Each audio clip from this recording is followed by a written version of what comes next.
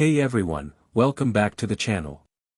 Today, we're diving into the story of a man who was once a beloved NFL star, a movie actor, and a cultural icon, O.J. Simpson.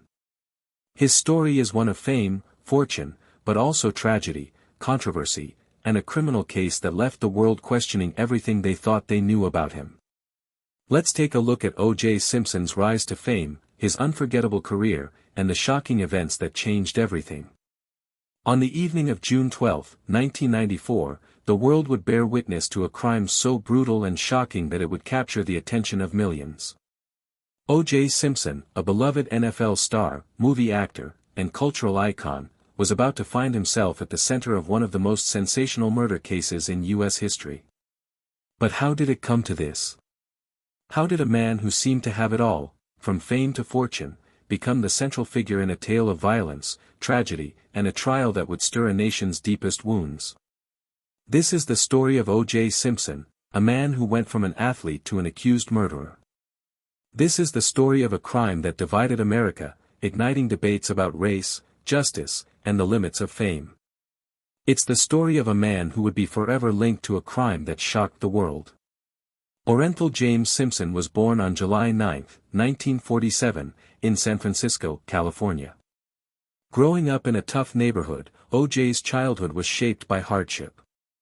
His father, a well-known local drag queen who struggled with alcoholism, was largely absent from his life, leaving O.J. to be raised by his mother, a strict but loving woman who held the family together. From a young age, O.J. showed promise in sports.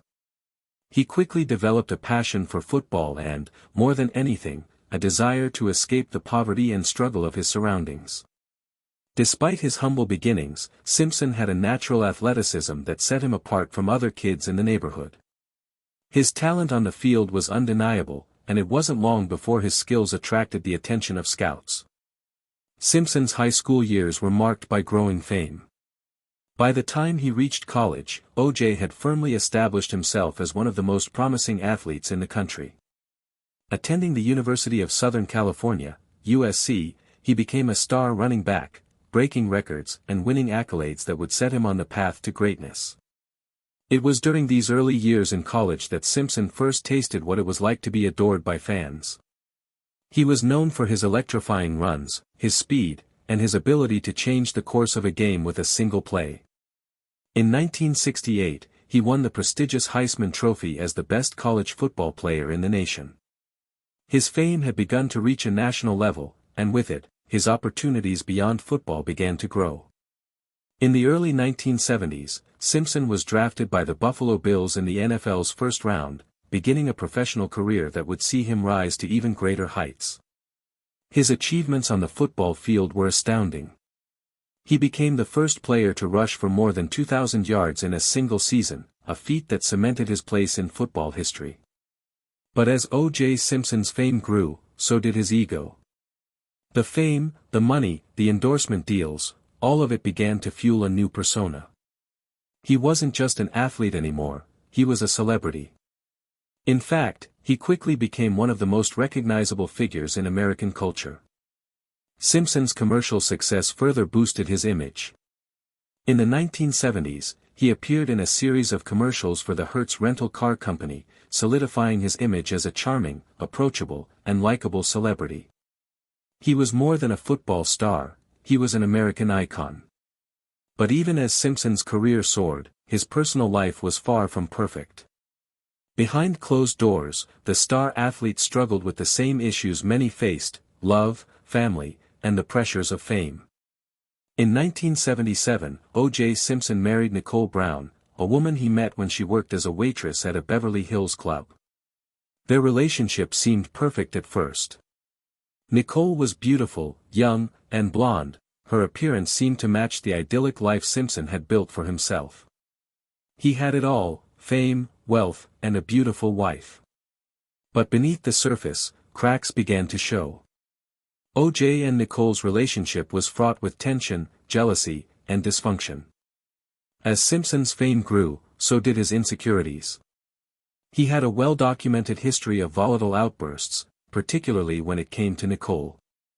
And over time, his temper began to escalate. There were several incidents of domestic violence during their marriage. According to Nicole, Simpson would lash out when jealous or angry, often becoming physically abusive. On multiple occasions, Nicole sought refuge from the abuse, even calling the police on several occasions. Still, the couple would continue their tumultuous relationship, with Simpson apologizing, vowing to change, and then repeating the cycle.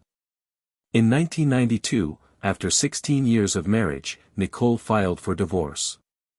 The split was highly publicized, with Simpson's violent tendencies and temper often making headlines. Still, despite their divorce, Simpson and Nicole remained entangled in each other's lives, especially since they had 2 young children together. As the years passed, Simpson continued to struggle with his emotions. He was unable to fully move on from Nicole, and his obsession with her was evident. But it wasn't just about love or the kids. O.J. was controlling and vengeful, and his desire to dominate Nicole was apparent to everyone around him. On the night of June 12, 1994, the events that would rock the world unfolded. Nicole Brown Simpson and her friend Ron Goldman were brutally murdered outside of Nicole's condominium in Brentwood, Los Angeles. The scene of the crime was horrific. Nicole and Ron had been stabbed multiple times, their bodies found just outside the entrance to Nicole's home. The police were immediately called to the scene. Investigators found a trail of blood leading from the crime scene to the back gate of the property, where evidence suggested the killer may have escaped. A bloody glove was also found at the scene, along with a knife that was later confirmed to be the weapon. But there was more. Within hours, O.J. Simpson's name began to emerge as a suspect. The LAPD had reason to believe he was involved. Evidence at the scene of the crime seemed to point directly to him, and his behavior in the aftermath raised several red flags. As the investigation unfolded, Simpson's life began to unravel in the public eye. The police found bloodstains inside his car, and a mysterious white Bronco was linked to him. On the night of June 17, O.J. Simpson, under the suspicion of being the prime suspect, led the police on one of the most famous slow-speed chases in history. Millions of Americans watched as Simpson, in a white Ford Bronco, sped down the highways of Los Angeles in what appeared to be an attempt at evading capture. What followed next was a media frenzy. The images of Simpson in the Bronco became iconic, and the world would soon be captivated by the trial of the century. In January 1995, the trial of O.J. Simpson officially began. It was a spectacle like no other. The courtroom was filled with cameras, reporters, and millions of eyes watching every moment. The prosecution argued that O.J. Simpson was responsible for the brutal murders of his ex-wife and Ron Goldman. They presented compelling evidence, including blood samples, DNA analysis, and the infamous glove that allegedly didn't fit Simpson's hand. The defense, led by Johnny Cochran, argued that Simpson was the victim of a racist police conspiracy. Cochran's team worked to discredit the prosecution's evidence and portray the case as a setup by corrupt law enforcement officers. The defense famously adopted the mantra, "If it doesn't fit, you must acquit," referencing the glove that didn't seem to fit Simpson's hand. Over the course of the trial, the nation was divided. For many, this was more than just a murder trial, it was a symbol of racial tensions in America. African Americans saw the case as an opportunity for justice in a system that had long discriminated against them. They viewed Simpson's potential acquittal as a victory against years of racial oppression. On the other hand, many white Americans saw the trial as a failure of justice, questioning how someone as clearly guilty as O.J. Simpson could be acquitted. The trial lasted for months, and the tension reached a boiling point when the jury finally delivered its verdict on October 3, 1995. O.J. Simpson was found not guilty of the murders of Nicole Brown Simpson and Ron Goldman. The reaction was immediate. For many, it was a triumph of racial justice. For others, it was an example of how wealth, fame, and celebrity could shield a person from the consequences of their actions. Even after the trial ended, O.J. Simpson's life was far from over. He was found liable for the deaths of Nicole Brown Simpson and Ron Goldman in a civil trial, where he was ordered to pay millions in damages to the victims' families. Despite this, Simpson continued to live a life of fame and controversy. In 2007, Simpson was involved in a robbery in Las Vegas, for which he was convicted and sentenced to 33 years in prison. He was released on parole in 2017, having served 9 years. But even as a free man, Simpson remains a controversial figure, constantly tied to the murders that defined his life. The O.J. Simpson trial left an indelible mark on American society. It raised questions about race, justice, and the power of celebrity, sparking debates that continue to this day. O.J. Simpson's life story is a tragic one, defined by a crime that no one could have predicted and an aftermath that would haunt him for the rest of his days. The trial of O.J. Simpson remains one of the most unforgettable moments in American history. It was a trial that transcended the courtroom, a trial that became a battle for justice, race, and the very fabric of American society. The verdict may have shocked the world, but the ripple effects continue to shape conversations around race, justice, and celebrity even decades later. O.J. Simpson's legacy, once that of a beloved hero, will always be marred by the crime that altered his fate and the fate of the nation. His story is a reminder of how the pursuit of justice can be as complicated as the human condition itself. As the trial commenced in January 1995, it became clear that this would not be a typical courtroom case. The defense strategy, orchestrated by O.J.'s formidable team of lawyers, would have profound consequences, not just for the outcome of the trial, but for the nation's understanding of justice, race, and celebrity. The Dream Team was a carefully selected group of legal minds who each brought their own expertise to the case. The headliner of the defense team was Johnnie Cochran, a seasoned attorney known for his skill in handling high-profile cases. Cochran's approach was bold, direct, and profoundly strategic. Alongside him was Robert Shapiro, another well-known figure in criminal defense law, and F. Lee Bailey, a brilliant litigator famous for his work in the courtroom.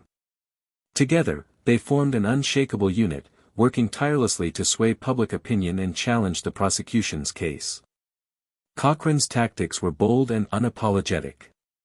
He seized on the racial tensions between African Americans and the LAPD, a subject that had been festering for years due to the Rodney King beating and the subsequent LA riots. Cochran introduced the theme that would dominate the trial: race and corruption in the police force. He made it clear to the jury that Simpson's case was about more than just one man, it was about a system that had consistently wronged black people in America. At the heart of Cochran's defense was the argument that the evidence presented by the prosecution was flawed, tainted by the racially biased actions of the police officers involved. A critical moment in the trial came when Cochran boldly addressed the infamous bloody glove found at the crime scene. He famously said, "If it doesn't fit, you must acquit," as Simpson tried on the glove, which appeared to be too small for his hand. This moment, immortalized in television history, became the symbol of the defense's strategy. They worked to portray the evidence as unreliable, planting seeds of doubt in the minds of the jurors and the public. It wasn't just about presenting an alternative theory, it was about dismantling the prosecution's narrative piece by piece. Cochran's team aggressively attacked the integrity of the LAPD, casting doubt on the police officers handling the case. They focused particularly on Detective Mark Fuhrman, a man whose racist past would come to haunt the prosecution. The defense uncovered a series of derogatory statements Fuhrman had made in the past, which Cochran used to fuel suspicions that the police had planted evidence to frame Simpson. Throughout the trial, Cochran, Bailey, and Shapiro masterfully used race as both a weapon and a shield. They played on the tension of the moment, knowing that the outcome of this case would have far-reaching consequences for the perception of the justice system in America. On the other side of the courtroom, the prosecution faced a daunting task. Marcia Clark, the lead prosecutor, was a woman who had dedicated her career to pursuing justice. Yet, despite her expertise, Clark would find herself up against a defense team that seemed to anticipate every move she made. Clark, along with her co-counsel Christopher Darden, was tasked with presenting the case that O.J. Simpson had murdered his ex-wife and Ron Goldman in cold blood. The prosecution's case relied heavily on DNA evidence, which at the time was groundbreaking. The prosecution presented a compelling argument that the blood samples found at the crime scene matched Simpson's blood type. Bloodstains found in Simpson's car and at his home further suggested his involvement in the murders. The glove found at the scene, though seemingly too small for Simpson's hand, was still crucial to the case. It was tied directly to the crime scene and appeared to match the blood found on the victims. Despite these critical pieces of evidence, the prosecution faced significant challenges. The jury, composed mostly of African Americans, was influenced by the larger racial context surrounding the trial. The legacy of police brutality in Los Angeles was fresh in their minds, and they were keenly aware of the systemic inequalities in the justice system. The prosecution's argument, no matter how compelling, often seemed overshadowed by the defense's narrative of racial discrimination. Marcia Clark's handling of the case was admirable, but the public scrutiny and media attention weighed heavily on her. She was criticized for her appearance, for her emotional response in the courtroom, and for the way she handled some of the cross-examinations. Yet despite the criticisms, she remained steadfast in her pursuit of justice for Nicole Brown Simpson and Ron Goldman. As the trial wore on, the prosecution's strategy began to falter. Clark and Darden's attempts to connect the dots between the physical evidence and the crime scene were met with a barrage of doubt from the defense. Every piece of evidence was scrutinized, and every police officer's actions were questioned. By the end of the trial, many of the jurors were left uncertain, not because they believed Simpson was innocent, but because they felt that the prosecution had failed to prove his guilt beyond a reasonable doubt. On October 3, 1995, after more than 8 months of courtroom drama, the jury delivered its verdict. O.J. Simpson was found not guilty of the murders of Nicole Brown Simpson and Ron Goldman. The reaction was immediate. For many, particularly African Americans, Simpson's acquittal was seen as a victory. To them, it was not just about one man's fate, it was about the long history of racial injustice, the systemic oppression faced by black people, and the struggle for equality in America. For them, the verdict was symbolic of a moment when the justice system had been forced to acknowledge its flaws. But for many others, the verdict was nothing short of a shock. To many white Americans, Simpson's acquittal was a miscarriage of justice.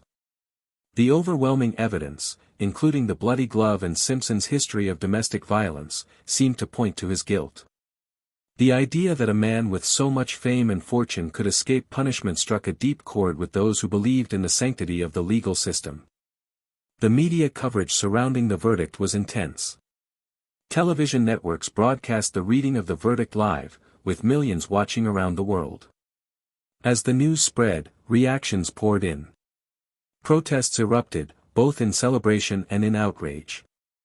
Simpson supporters rallied behind him, claiming that he had been wronged by a racist system, while his detractors decried the verdict as an injustice that could not be undone. Even after the trial concluded, O.J. Simpson's life remained in turmoil. While he had been acquitted in the criminal trial, he was not free from the consequences of his actions. In 1997, the families of Nicole Brown Simpson and Ron Goldman took their case to civil court, where they won a judgment against Simpson. He was ordered to pay $33.5 million in damages, a sum that he would never be able to fully pay. Simpson's life after the trial was marked by continued controversy.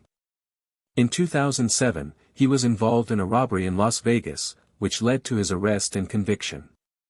Simpson and a group of accomplices stormed a hotel room to recover memorabilia that Simpson claimed had been stolen from him. In 2008, he was sentenced to 33 years in prison for his role in the robbery. This time, there would be no white Bronco chase to save him. Simpson was sent to prison, where he served 9 years before being granted parole in 2017. Even after his release, O.J. Simpson remained a polarizing figure. To this day, his name is synonymous with the trial that captivated a nation, and his legacy is forever tied to the brutal murders of his ex-wife and her friend. He continues to generate media attention, whether through interviews, social media, or documentaries, but the public is divided. Some view him as a man who was wronged by the justice system, while others see him as a murderer who escaped justice. The O.J. Simpson trial remains one of the most defining moments in American history. It was a case that transcended the courtroom, touching on issues of race, class, celebrity, and the American justice system. For many, it was a moment of reckoning, a time when the flaws in the system were exposed for all to see.